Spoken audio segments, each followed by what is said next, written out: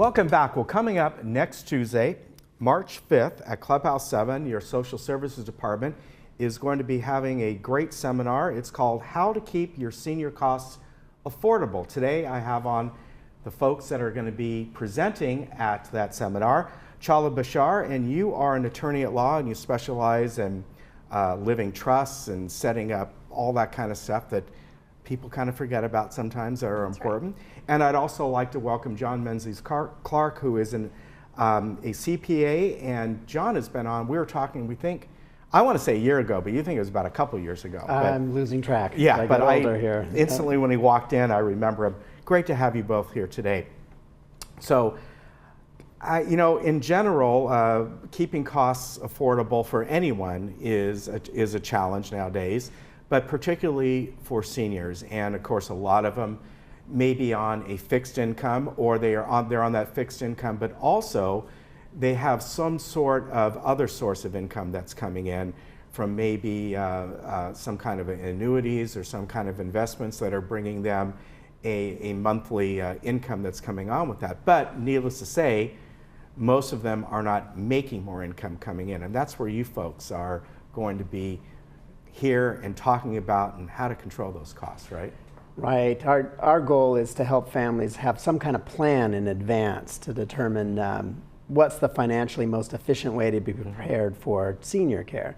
And the first rule of thumb is that let's have a backup plan for the event that we needed a really high level of care. So that would be in the form of like a Medi-Cal plan. Medi-Cal is accessible for many more people than most realize when it comes to long-term care. It's a very different program.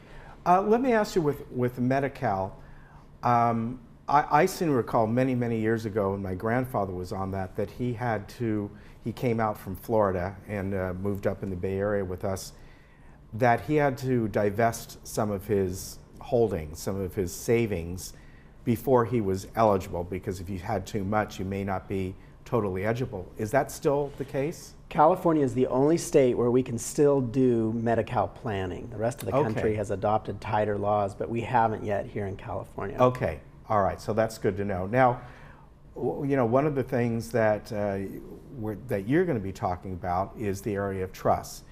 And I'll be the first one to say I don't have one. My parents did, and my wife's parents do. But what is the difference? I've always wondered this, between a trust and a living trust, or a living will and a will. It gets confusing. It does get confusing. So a living trust, basically the main purpose of it is to avoid probate. So probate is the court process. So I would recommend for people who own real estate and have assets to set up a living trust to prevent having their assets go through probate, and there are different strategies they can utilize and plan for their beneficiaries. A living will is more for medical decisions. In California, we just use the Advanced Healthcare Directive. Other states call it a living will, and then we have a regular will, which is just, it does go through probate, but for people who have more of a modest estate, they can just have a simple will to lay out their wishes. Okay, but one of the most important parts of that is when you have a trust, that at least my understanding is, because we went through this with my mom and stepfather, is that when it's in a trust, then there's not only you avoid probate, but you avoid some tax liability as well, right? Absolutely. Yeah. So through a trust, you can do tax planning. Yeah. And so for estate tax purposes, sometimes they call it death taxes or inheritance taxes. Luckily, there is no estate taxes in California, and we'll talk about those tax issues during the seminar as well. But absolutely, through a living trust, you can do tax planning, income tax planning, or estate tax planning. Okay, so that's good to know. It's very, very helpful. I know because I've been through that on the receiving end, so to speak. Absolutely. Now, John, getting back to senior care, we were talking before we came in here. Obviously, there's many, many different levels of senior care, and you were saying that if somebody's still pretty capable, it might behoove them more to maybe get a caregiver in if they only need them a few hours in the day. Right. I recommend to keep the costs down, to stage the care. In other words, start out with just part-time in-home care and then gradually progress to facility care as you need it.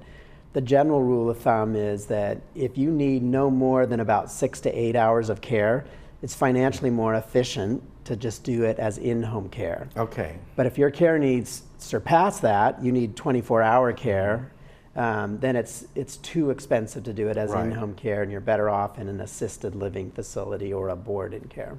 Okay, what about, I don't know if these are popular anymore, but about 10 years ago they came out with, for lack of a better term, the long-term care insurance. Yeah. And I heard some good things about it, and then I heard some things from financial planners saying, you know what, because this is very specific, you're better off just planning on your own and putting it in some sort of other investment. Self-insuring. Yeah.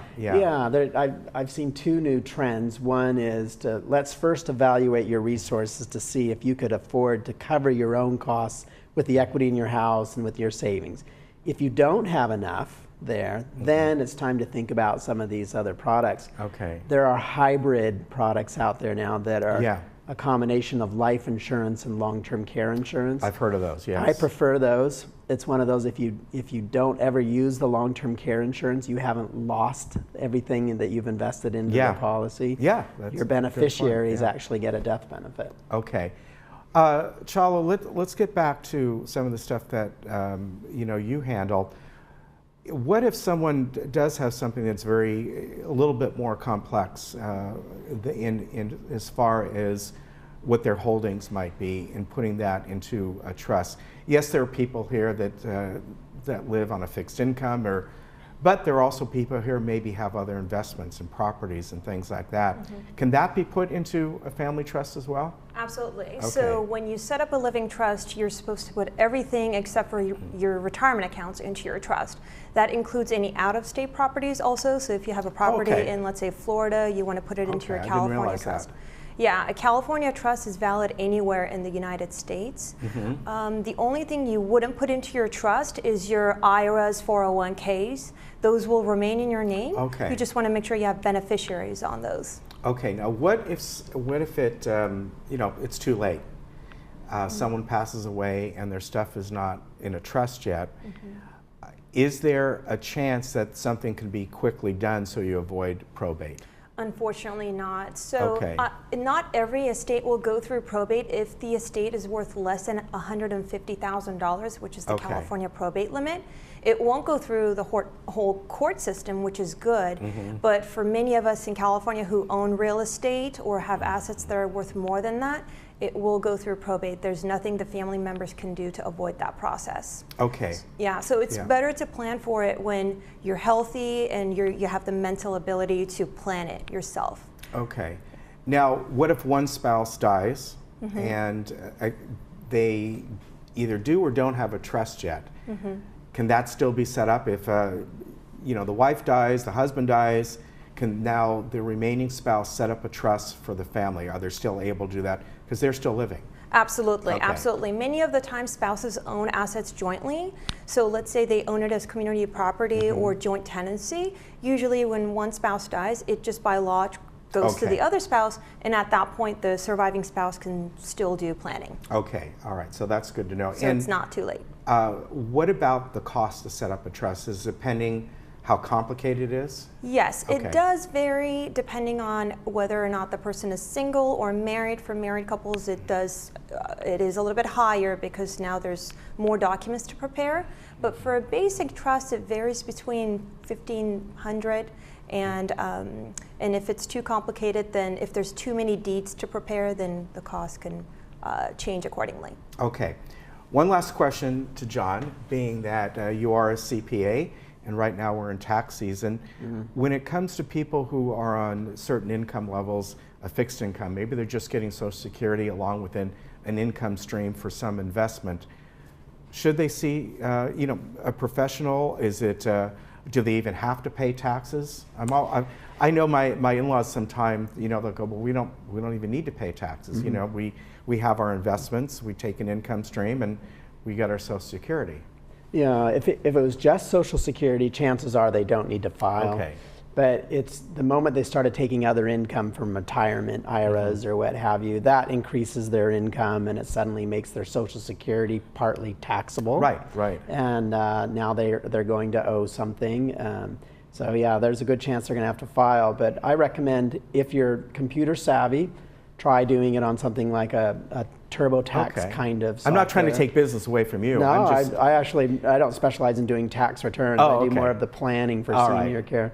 But otherwise, if they're not comfortable with using the computer software versions of tax prep methods, then obviously go to a professional, yeah. All right. Well, thank you very much for coming on. Nice to meet you. Very nice and John, to meet good you. to see you again. Yes, you take likewise. care. I'll reach over there. Thank you. And folks, again, this is happening next Tuesday, March 5th at 1:30 at Clubhouse 7. Call your Social Services Department here, 597-4267 for more information.